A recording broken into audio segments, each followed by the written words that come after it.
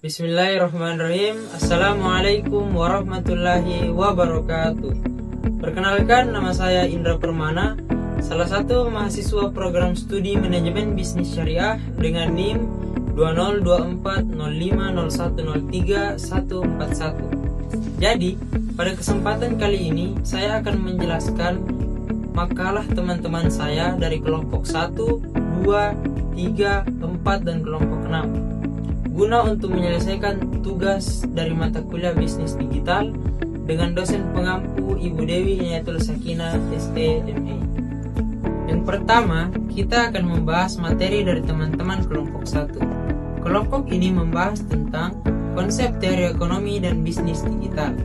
Konsep ekonomi adalah suatu bentuk kegiatan ekonomi yang memanfaatkan teknologi digital sebagai elemen utama dalam seluruh proses, baik itu produksi, distribusi, maupun konsumsi, baik itu berupa barang maupun berupa jasa. Dalam ekonomi digital, berbagai aktivitas ekonomi yang dahulu dilakukan secara manual dan konvensional kini berubah drastis menggunakan digital dengan memanfaatkan internet, kecerdasan buatan, sistem otomatisasi, dan platform online. Berikutnya adalah disruptive innovation berdampak pada shifting. Yang pertama adalah pengertian disruptive innovation. Disruptive innovation merupakan fenomena inovasi yang tidak hanya menyempurnakan produk atau jasa yang sudah ada, tetapi secara fundamental mengubah model bisnis dan struktur industri yang ada. Dan yang kedua adalah dampak terhadap struktur industri dan shifting. Adapun dampak-dampaknya berupa perubahan struktur pasar, pergeseran model bisnis, teknologi dan otomatisasi, perubahan pada pola konsumen, persiapan dan kegagalan perusahaan lama, serta dampak sosial dan ekonomi. Yang ketiga, contoh nyata dan implikasi strategis. Contohnya bisa berupa pada transportasi, perdagangan, perbankan, serta media dan hiburan. Adapun yang kedua adalah creative destruction dan sustaining innovation. Yang pertama adalah pengertian dari creative destruction. Ini adalah inovasi baru secara fundamental mengubah atau menggantikan teknologi, produk, atau modal bisnis lama dengan yang lebih baik dan efisien. Sedangkan yang kedua adalah pengertian dari sustaining innovation. Ini adalah inovasi yang berfokus pada peningkatan produk, layanan, atau proses yang sudah ada dengan cara meningkatkan performa dan kualitas untuk memenuhi kebutuhan pasar yang sudah ada. Adapun poin ketiga yakni poin-poin perbedaan utama antara keduanya. Perbedaan utamanya bisa berupa sifat inovasi, dampak pada pasar, target pasar, serta modal bisnis. Adapun pada bagian keempat kita membahas antara hubungan dengan disruptive innovation. Creative destruction sering menjadi kerangka yang lebih luas, di mana disruptive innovation terjadi sebagai salah satu yang membentuknya. Disruptive innovation dapat menyebabkan creative destruction dengan memperkenalkan teknologi atau model bisnis yang mengubah pasar dan menggantikan produk lama. Sementara sustaining innovation lebih fokus pada peningkatan berkelanjutan dan tidak menyebabkan disrupsi besar. Selanjutnya, kita akan membahas materi dari teman-teman kelompok 2. Kelompok ini membahas materi tentang konsep inovasi, kewirausahaan, dan pergeseran bisnis ke era digital. Yang pertama adalah konsep inovasi. Secara etimologis, inovasi berasal dari bahasa Latin, innover, yang berarti membuat sesuatu menjadi baru. Dalam dunia bisnis, inovasi dipahami sebagai proses penciptaan, pengembangan, dan penerapan ide baru yang menghasilkan produk, metode, layanan, atau sistem yang lebih bermanfaat, efisien, dan lebih baik dibandingkan sebelumnya. Adapun bentuk-bentuk inovasi dalam bisnis antaranya adalah inovasi produk, inovasi proses, inovasi pemasaran, dan inovasi organisasi. Berikutnya, konsep kewirausahaan. Kewirausahaan secara umum dapat diartikan sebagai kemampuan seorang dalam mengenali, menilai, dan memanfaatkan peluang bisnis melalui pengelolaan sumber daya. Adapun ciri khas dari kewirausahaan diantaranya adalah yang Yang pertama, kreatif dan inovatif, berani mengambil resiko, berorientasi pada peluang, memiliki kepemimpinan, serta berorientasi pada hasil dan nilai tambah.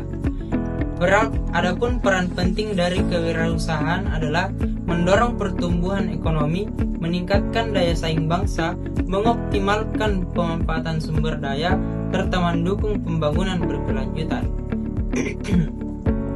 Adapun hubungan antara inovasi dan kewirausahaan. Yang pertama, inovasi sebagai pendorong kewirausahaan sebagai implementasi inovasi, dan yang terakhir adalah sinergi daya saing. Berikutnya adalah peran inovasi dalam pengembangan kewirausahaan. Yang pertama, menciptakan produk dan layanan unggul, meningkatkan efisiensi usaha, membangun daya saing usaha, serta mendorong pertumbuhan ekonomi. Adapun contoh penerapan inovasi dalam kewirausahaan. Contohnya seperti pada Tokopedia dan Gojek. Kedua perusahaan ini berhasil melakukan terobosan dengan mengubah pola bisnis dari yang tradisional menjadi berbasis digital. Contoh yang kedua adalah usaha kuliner lokal. Banyak pelaku usaha kuliner melakukan inovasi dengan menghadirkan varian rasa baru, menggunakan kemasan ramah lingkungan, serta menyediakan layanan pemesanan online. Adapun konsep bisnis digital. Bisnis digital adalah model usaha yang memanfaatkan teknologi informasi dan internet sebagai sarana utama dalam menjalankan aktivitas bisnis, mulai dari produksi, pemasaran, distribusi, hingga pelayanan konsumen.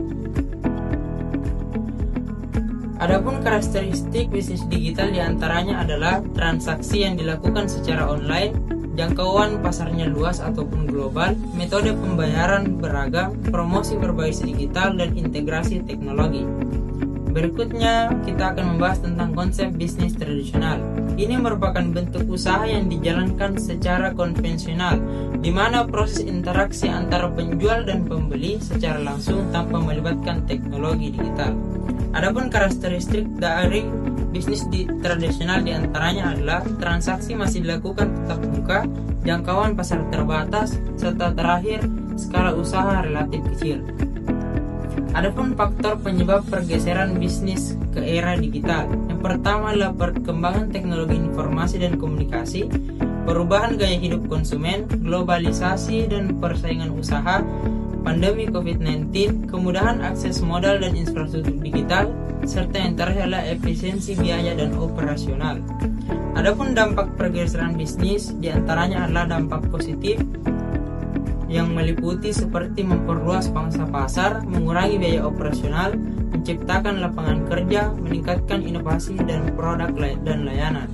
Adapun dampak negatifnya antara lain persaingan semakin ketat, terpinggirnya pelaku usaha tradisional, isu keamanan data dan penyelundupan online, serta yang terakhir ketergantungan pada teknologi.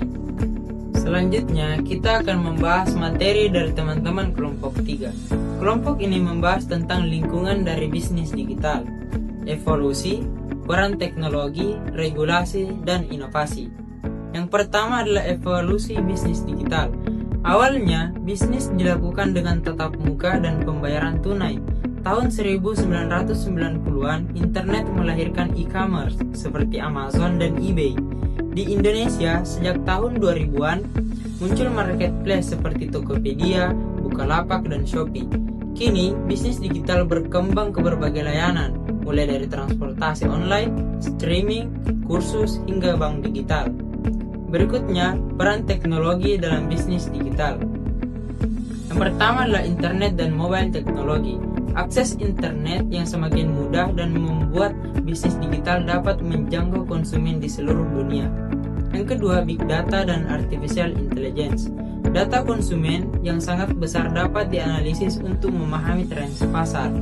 AI bahkan mampu merekomendasikan produk yang sesuai dengan minat konsumen, seperti yang dilihat pada Shopee dan Netflix.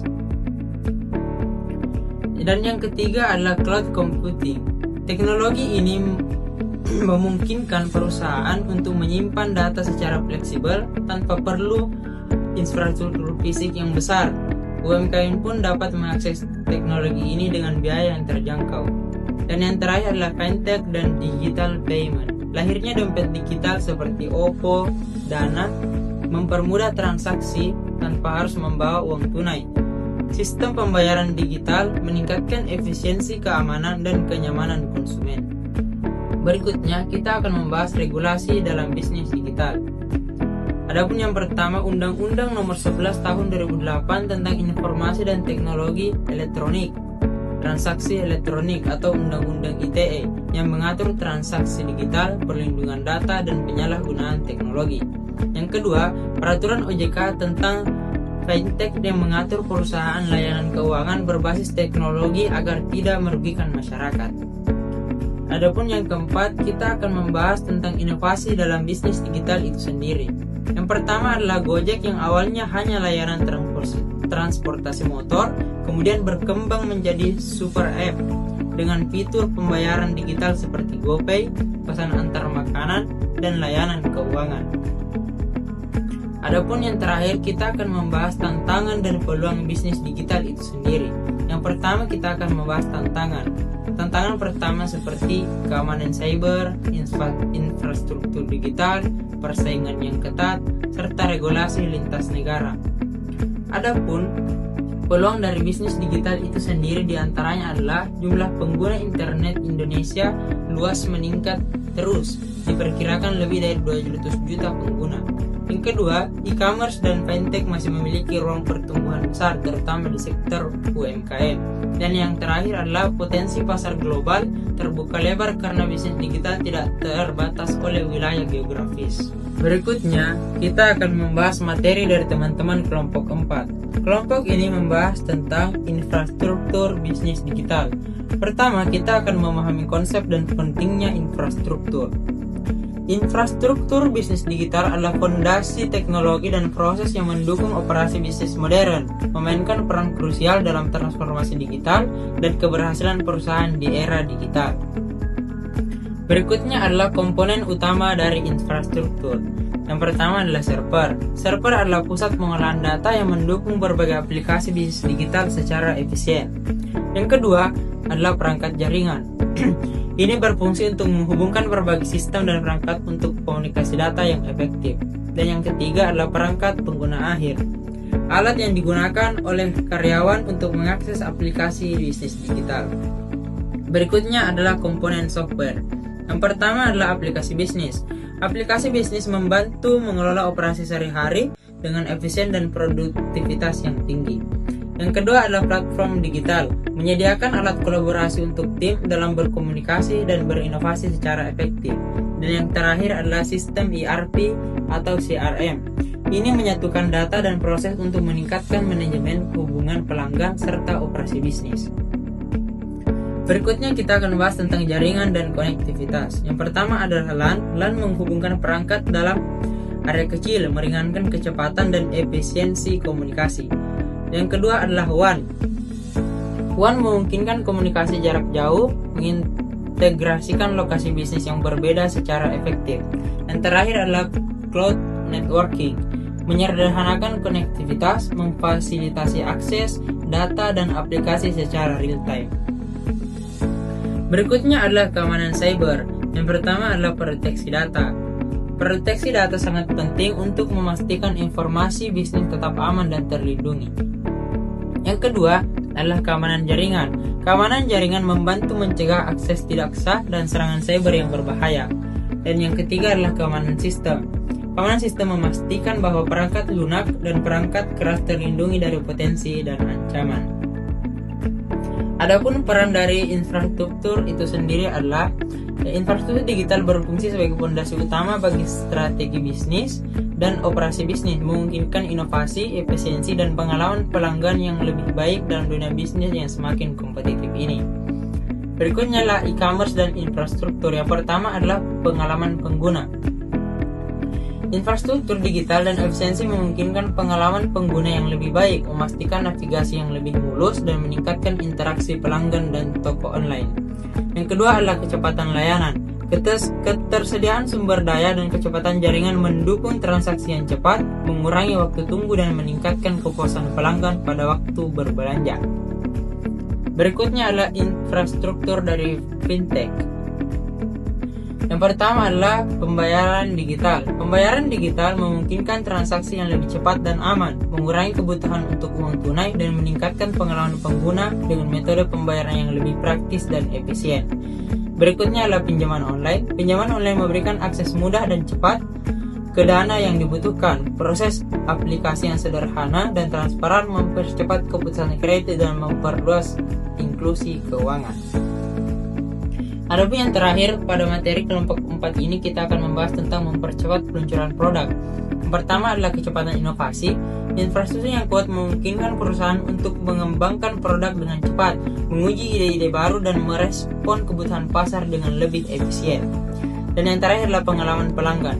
Dengan infrastruktur digital yang efektif, bisnis dapat memberikan pengalaman pelanggan yang lebih baik, mengoptimalkan interaksi, meningkatkan loyalitas melalui layanan yang lebih responsif. Yang terakhir, kita akan membahas materi dari teman-teman kelompok 6. Kelompok ini membahas materi tentang pasar bisnis digital. Yang pertama, kita akan membahas tentang perkembangan pasar dari bisnis digital itu sendiri, seperti transformasi pasar tradisional ke perdagangan online, pengaruh globalisasi dan teknologi informasi, konsumen lebih memilih belanja online karena efisien dan kenyamanan, tantangan, pasar tradisional mengalami penurunan daya saing, serta upaya pemerintah, revitalisasi pasar tradisional dan pembinaan UMKM. Berikutnya, online partnership. Definisi kerjasama digital dengan pihak ketiga untuk promosi dan penjualan. Bentuk-bentuknya seperti link building atau saling menautkan website, affiliate marketing atau komisi promosi, agregator situs atau situs perbandingan harga, online sponsorship atau iklan atau sponsor digital, serta co-branding atau kolaborasi antar brand.